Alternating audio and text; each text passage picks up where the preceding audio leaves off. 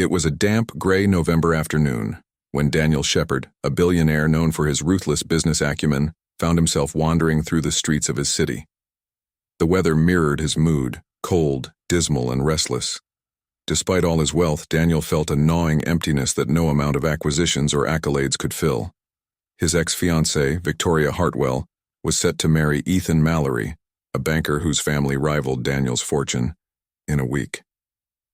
Victoria had left Daniel a year ago, claiming he was emotionally unavailable, only to move on to Ethan, a man who represented everything Daniel despised. Now, as he contemplated attending their wedding, he found himself torn between bitterness and indifference. Then he heard it, a melody that seemed to cut through the dreary noise of the city. It was soft at first, almost imperceptible, but as he approached the source, it grew louder, more commanding, drawing him in like a moth to a flame. Turning the corner, he saw her, a woman, barely sheltered from the drizzle under the awning of an abandoned storefront, playing a battered violin. Her fingers danced across the strings with a precision that belied her disheveled appearance. Her music wasn't just good, it was extraordinary, the kind that could silence a room and leave even the coldest hearts moved. Daniel stood transfixed, as did a small crowd of passers-by. When the music stopped, some clapped politely, others dropped loose change into a tin can at her feet. But Daniel didn't move. He simply stared, studying her. She was black, slender, with weary eyes that betrayed a life far more complicated than what her current circumstances suggested. Her clothes were layered but threadbare, and her shoes barely held together. She avoided eye contact with those around her, shrinking into herself as if expecting judgment. When the crowd dispersed, Daniel approached. "That was beautiful," he said, his voice softer than usual. The woman looked up sharply, her brown eyes narrowing with suspicion. "Thanks," she said curtly, bending down to pack her violin. It was clear she didn't want a conversation. "I mean it," Daniel persisted, ignoring her defensive posture. "You're incredibly talented. What's your name?" She hesitated. "Maya," she said finally, not meeting his gaze. "Maya," Daniel repeated thoughtfully. "How long have you been playing?" "All my life," she replied, her tone clipped. She didn't elaborate, and Daniel sensed that she had no intention of divulging her story to a stranger. But Daniel wasn't one to back down easily. There was something about her, a fire, a dignity buried under layers of hardship, that intrigued him. "Do you play professionally?" he asked, knowing the answer but wanting to hear her say it. "Used to," Maya said, and her voice cracked slightly. She cleared her throat and stood straighter. "Not anymore." Her guarded response only deepened Daniel's curiosity. "Why not?" She sighed, clearly irritated. "Look, I don't do sob stories. If you want to throw a few bucks in the can, go ahead. If not, I've got places to be." Daniel ignored her dismissive tone. "I have a proposition for you," he said, his words deliberate. Maya froze, her eyes darting to his tailored suit and polished shoes. She had seen men like him before, men who thought money could buy anything. Her first instinct was to walk away. "I'm not interested," she said firmly. "You haven't heard what it is yet," Daniel countered. "Look, it's nothing shady. Just hear me out." Maya hesitated. She had learned to trust her instincts, and something about this man, his calm demeanor, the genuine curiosity in his eyes, made her pause. "Fine," she said cautiously. "What do you want?" Daniel smiled faintly. "I want you to be my date to a wedding." Maya blinked, sure she had misheard him. "Excuse me?" "A wedding," Daniel repeated. "Next week. It's a formal event, black tie. I'll pay you for your time, of course." Maya stared at him as if he'd lost his mind. "Why me?" Daniel shrugged, though the answer was more complicated than he let on. "Because I think you'd make an impression, and because you deserve to be seen." Maya frowned, sensing there was more to his offer than he was letting on. I don't even know you, she said, and you don't know me. That's true, Daniel admitted. But I think we can help each other. Maya crossed her arms, skeptical. And what exactly do you get out of this? Daniel's smile faded, and for a moment, his eyes clouded with something Maya couldn't quite place. Closure, he said quietly. Then, as if realizing he'd said too much, he straightened. And a bit of entertainment, if I'm being honest. Maya's instincts screamed at her to walk away, but something about the way he said closure made her pause. Against her better judgment, she asked, "What's in it for me?" "A fresh start," Daniel said simply. "Or at least a chance to remind people and yourself what you're capable of." Maya stared at him for a long moment, weighing her options. She didn't trust him, but she also had nothing to lose. "Fine," she said finally, "but I'm not promising anything." Daniel smiled. "That's all I ask." Daniel wasted no time putting his plan into motion. The morning after their meeting, he arranged for a car to pick Maya up from the shelter where she spent her nights.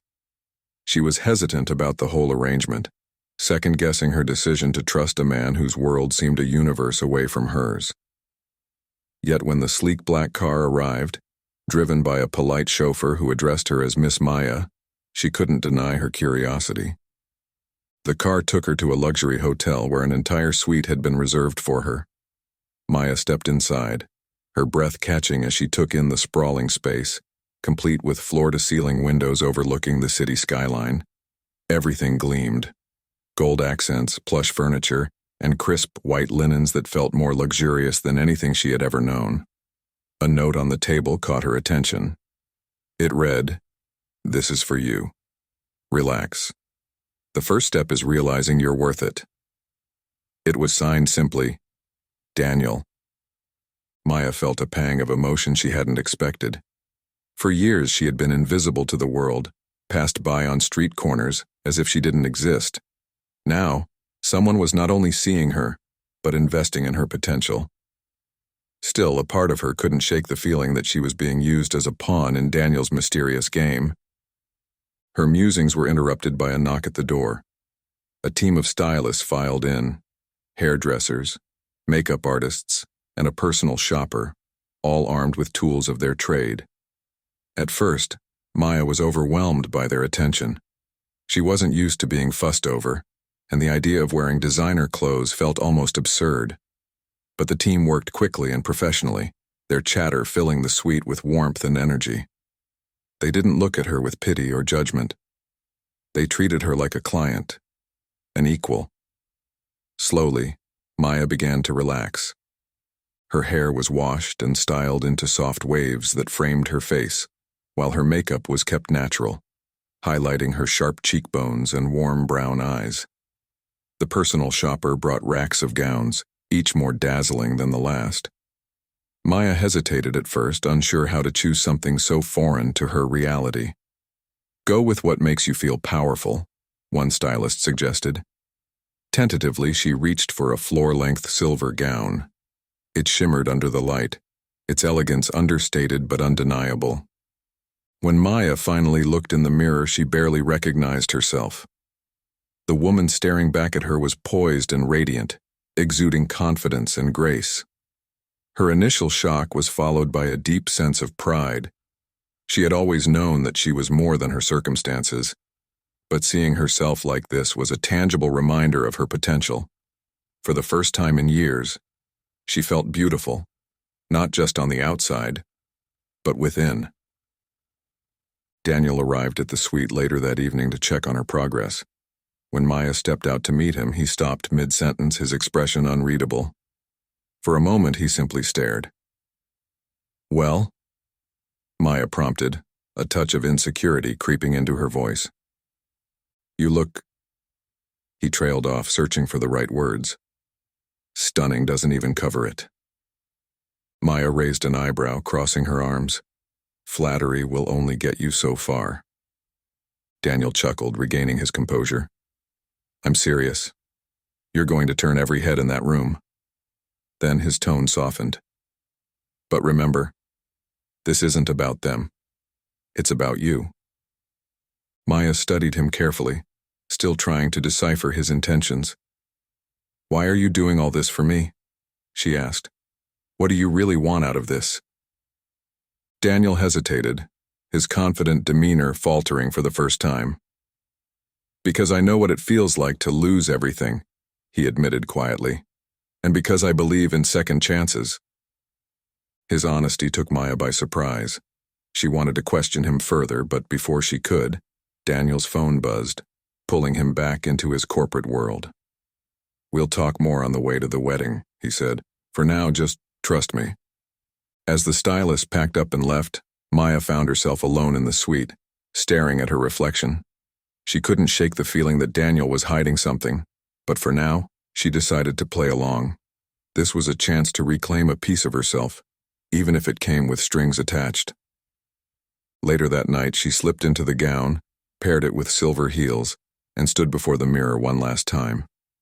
Her transformation was complete, but she knew the real challenge lay ahead. As she stepped into the awaiting car, she whispered to herself, "This is my story now." The wedding venue was nothing short of breathtaking, a sprawling estate nestled in rolling hills, with grand fountains and a lush garden blooming with white roses. As the car approached the gates, Maya felt a lump forming in her throat. This was not just a wedding. It was a spectacle designed to flaunt wealth and status. She glanced at Daniel, who was scrolling through his phone as if this was just another day in his meticulously controlled life. "You good?" he asked, noticing her silence. Maya hesitated before nodding. "I'm fine," she lied. In truth, she felt like an imposter, a stray cat in a palace. But she squared her shoulders and reminded herself why she was there. Not for them, but for herself. As they stepped out of the car, heads immediately turned. Guests, dressed to the nines in designer ensembles, whispered among themselves as Maya emerged in her shimmering silver gown. The gown caught the late afternoon sunlight, casting a radiant glow that made her impossible to ignore. Daniel, ever the charmer, offered his arm, and she took it, channeling every ounce of poise she could muster. "Who is she?" someone murmured. "She's stunning, look at her," another whispered. Daniel leaned closer to Maya and smirked. "Told you you'd make an impression?" Maya smiled faintly but said nothing. She could feel the weight of their stares, but she refused to shrink under the scrutiny. If they were going to talk, she'd give them something to talk about. Inside, the opulence was even more overwhelming. Crystal chandeliers, a live string quartet, and tables adorned with gilded centerpieces filled the ballroom. Maya scanned the crowd, wondering which of these polished faces belonged to Victoria. She didn't have to wonder for long. Victoria Hartwell, the bride, was perched near the grand staircase surrounded by admirers. She was a vision in a custom white gown, her blonde hair styled in an intricate updo. She exuded the effortless confidence of someone who had always belonged in this world. But the moment her gaze landed on Daniel and Maya, that confidence faltered. Maya watched as Victoria's eyes widened, her perfectly painted lips parting in disbelief. For a split second, her expression betrayed a flicker of insecurity before she recovered, masking it with a strained smile. She excused herself from the group and glided toward them, her movements graceful but deliberate. "Daniel," she said, her voice syrupy sweet but edged with tension. "I wasn't sure you'd come." Daniel's smile was polite but cool. "Wouldn't miss it for the world." Victoria's gaze shifted to Maya, her smile tightening. "And who is this?" "This is Maya," Daniel said, his tone casual. "She's an artist. Plays the violin like nothing you've ever heard." Victoria's eyes scanned Maya from head to toe, taking in the gown, the makeup, the polished demeanor. Maya could feel the unspoken judgment, the unspoken, "Who does she think she is?"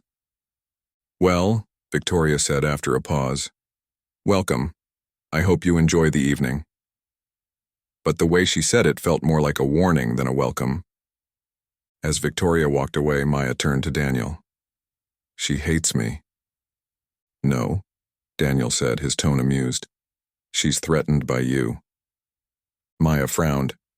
Why would she be threatened by me? I'm nobody. Daniel stopped walking and turned to her, his expression serious. Don't ever say that again.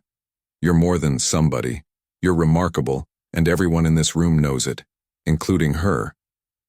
His words caught Maya off guard, and she didn't have time to respond before they were approached by more guests.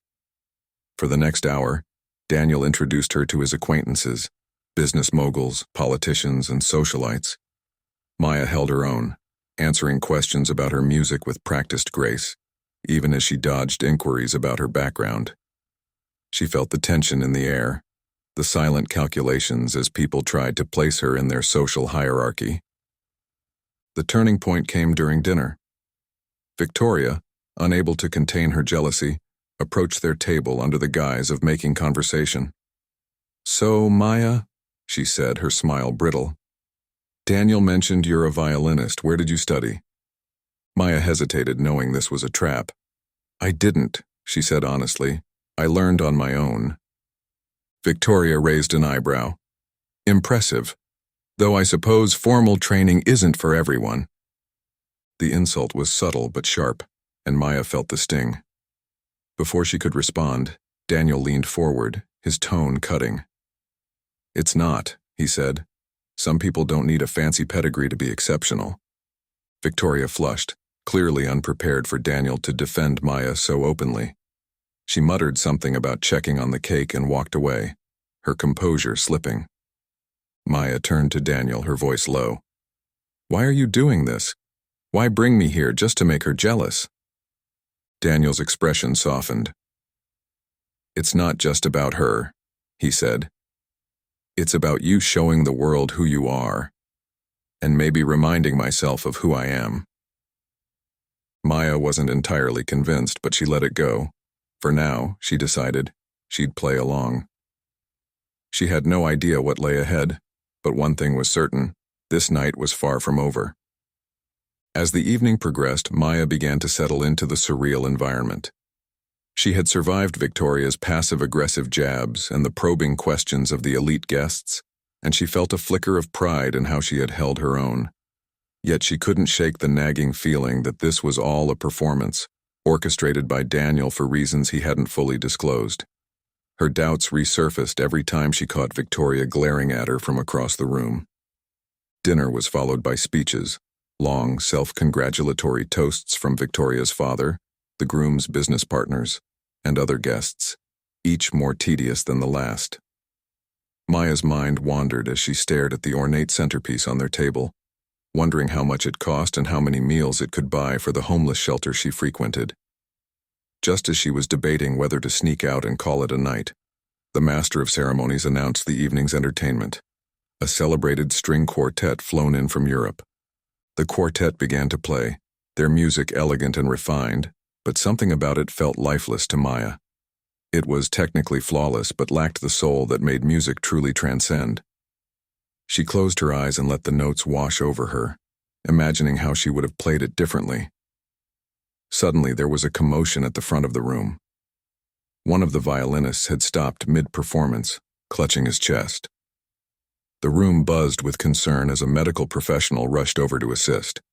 Within minutes, it was clear the violinist could not continue, and the quartet awkwardly exited the stage. Victoria, who had been basking in the glow of her perfect evening, looked furious. She stormed toward the wedding planner, gesturing wildly as they whispered in urgent tones. Maya could almost hear her hiss. Fix this. Now. Daniel leaned toward Maya, his voice low. Here's your chance. Maya blinked at him. What are you talking about? You said you play the violin. They need a replacement. Go show them what you've got. Maya recoiled, her heart pounding. Are you insane? I can't just get up there. Why not? Daniel asked, his tone casual but his eyes serious.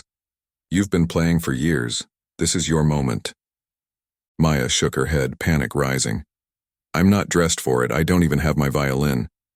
They'll lend you one, Daniel said. Trust me.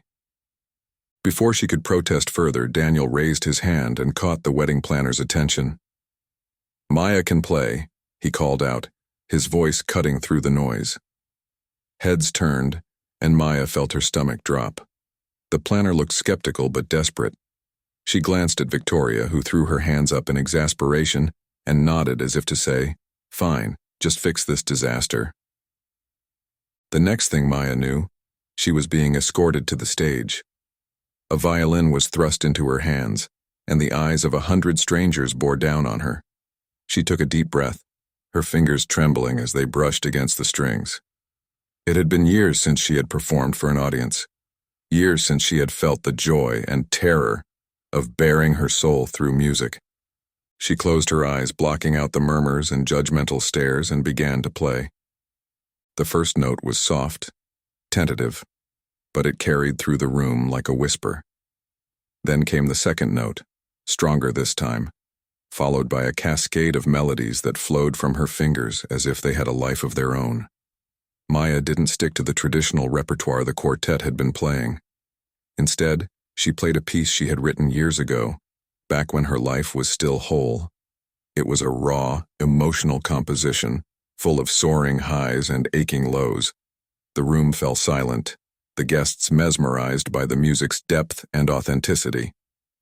As she played, Maya felt herself slipping into a trance. The years of pain and struggle poured out through the violin, each note a piece of her story. She forgot about the gown, the stairs, and even Daniel. In that moment, it was just her and the music. When the final note faded into the air, there was a beat of stunned silence before the room erupted into applause. Some guests stood, clapping enthusiastically, while others wiped away tears. Even Victoria, despite her obvious annoyance, couldn't hide the awe in her expression.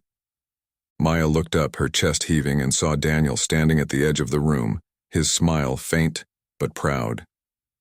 For the first time that night, she felt like she truly belonged, not because of the gown or the makeover, but because of who she was. The wedding planner approached her, gushing about how she had saved the evening. "You're incredible," she said. "Where have you been hiding?" Maya smiled politely but didn't answer. She wasn't ready to explain her past, not yet.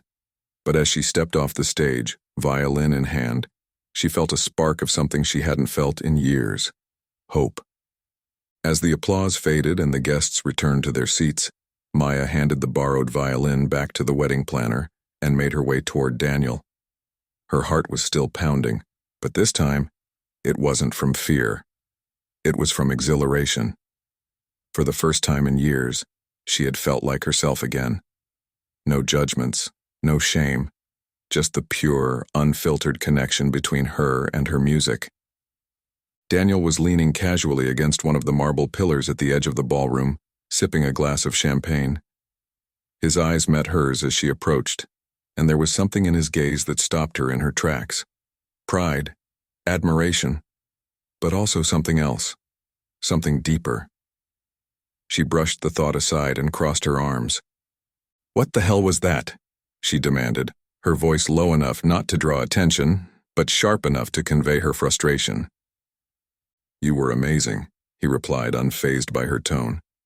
He offered her a glass of champagne, but she waved it away. "That's not what I'm talking about, and you know it," she said. "You put me on the spot in front of 100 strangers. What if I'd frozen?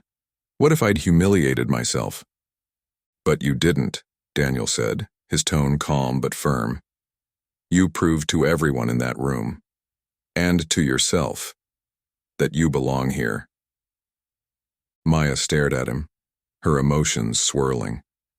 She couldn't deny that playing had felt incredible, but that didn't erase the fact that Daniel had manipulated her into it. "You don't get to decide what I need," she said finally. Daniel's expression softened and he sighed. "You're right. I'm sorry. I shouldn't have pushed you like that." Maya was taken aback by the sincerity in his voice. She had expected him to brush off her feelings with his usual charm, but there was a vulnerability in his apology that caught her off guard. "Why did you do it?" she asked after a long pause. "Why bring me here? Why push me into the spotlight? What's your angle, Daniel?" He hesitated, his gaze drifting toward the crowd.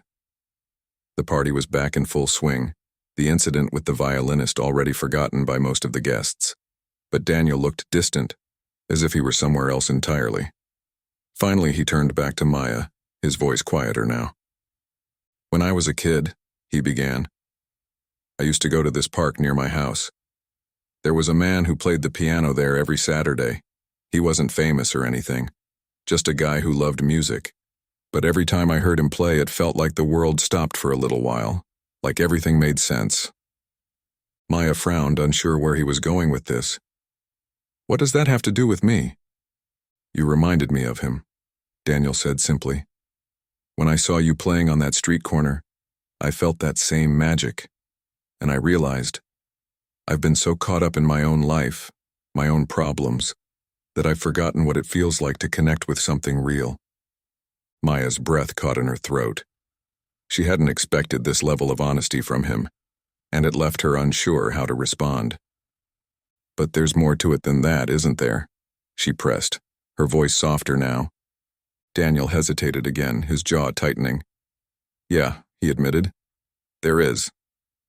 He gestured toward Victoria, who was laughing loudly at another table, her perfect blonde hair catching the light. "She left me because I wasn't enough for her. Not emotionally, not socially. She wanted someone who could give her the kind of life she thought she deserved. And I couldn't argue with her because maybe she was right. Maybe I didn't know how to be what she needed." Maya's heart ached at the vulnerability in his voice.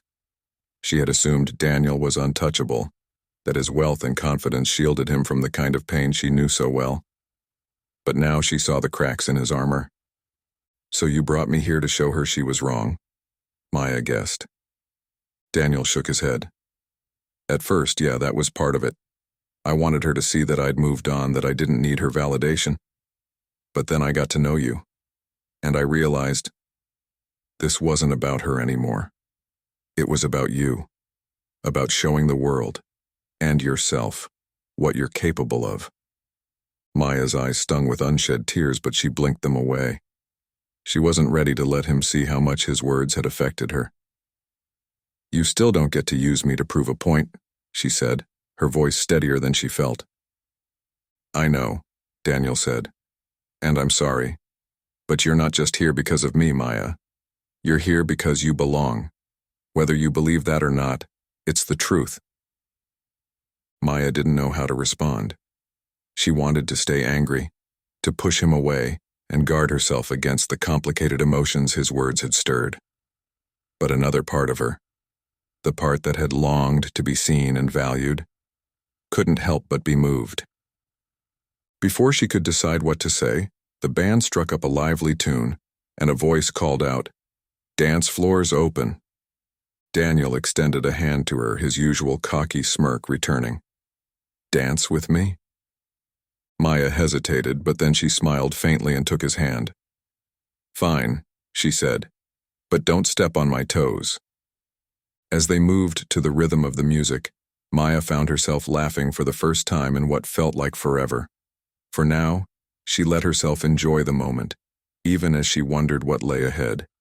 As the night wore on, Victoria's frustration became impossible to hide. While Maya danced gracefully with Daniel, stealing glances from nearly every guest, Victoria seethed. This was supposed to be her night, her perfect glittering fairy tale. Instead, all anyone could talk about was Daniel's mysterious and mesmerizing date. Unable to bear the attention Maya was receiving, Victoria decided to take action. She discreetly pulled aside her bridesmaid, who also happened to be a gossip columnist. "Find out who she is," Victoria hissed.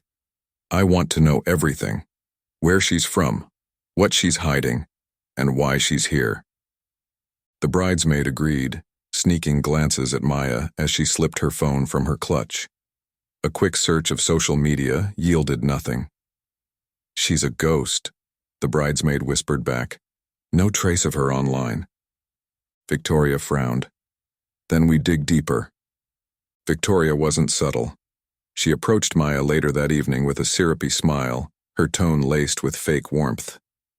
"So, Maya," she began, her eyes narrowing, "you must tell me. How did you and Daniel meet?" Maya, sensing the trap, smiled back just as sweetly. We met by chance. He's a fascinating man, isn't he? Victoria's grin faltered, but she pressed on. I'm sure someone with your background must find all of this overwhelming. Not at all, Maya replied smoothly. When you've been through what I have, you learn to adapt. Victoria's expression hardened. And what exactly have you been through? Maya met her gaze evenly. Enough to know that people like you don't scare me. The exchange drew the attention of nearby guests, and Victoria, realizing she was losing this battle, retreated. Maya stood tall, her heart racing but her resolve unshaken. As the evening wound down, Victoria's husband, Ethan, approached Maya.